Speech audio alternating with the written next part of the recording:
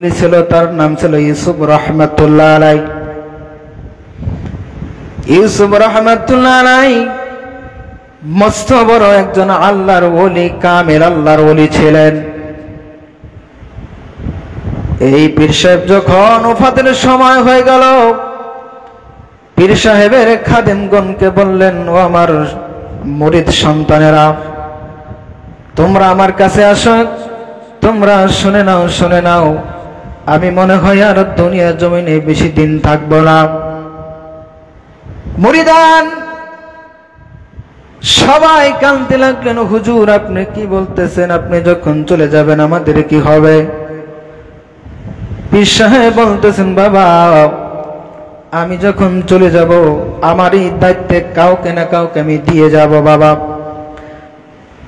ইউসুফ রহমাতুল্লাহ আলাই তিনার মুরিদানদেরকে বললেন, বাবা যাও রে যাও, আমার একজন হিন্দু মুরিদ ভক্ত আছে সাদে দিল, তাকে ডেকে নিয়ে আসো, আমি তাহার হাতে আমার এই তরিকতের ভার আমি তাহার হাতে দিয়ে যেতে চাই।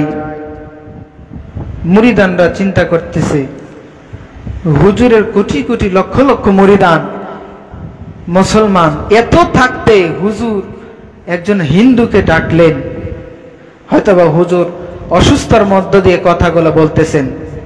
মুরিদ এই চিন্তা করতে হুজুর অসুস্থ আছে, যার কারণে হুজুর হয়তোবা এরকম কথা বলতেছেন। কিন্তু ওই লোক আল্লাহর ওলির হিকমত সে বুঝতে পারে নাই। হুজুর বললেন, বাবা যাও যাও সাদে দিলকে ডেকে নিয়ে আসো। যখন সাদে দিলকে ডেকে নিয়ে আসা হলো,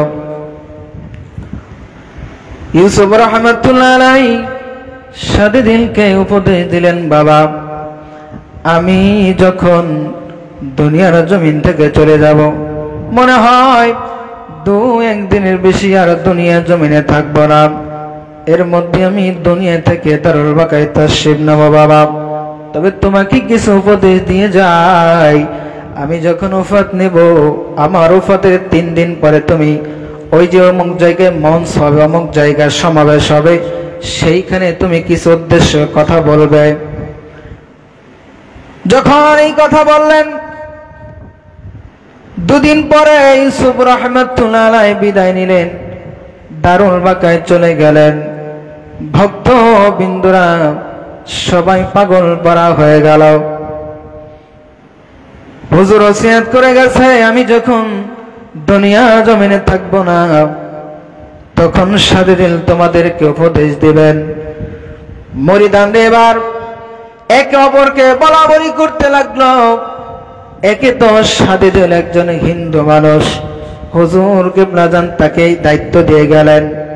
মনের মধ্যে একটা জল্পনা কল্পনা আছে না নাই, যে হুজুর সাদে দিলকে এত বড় একটা দায়িত্ব তার ঘাড়ে দিয়ে গেল, সে তো এখনো মুসলমানই হয় নাই।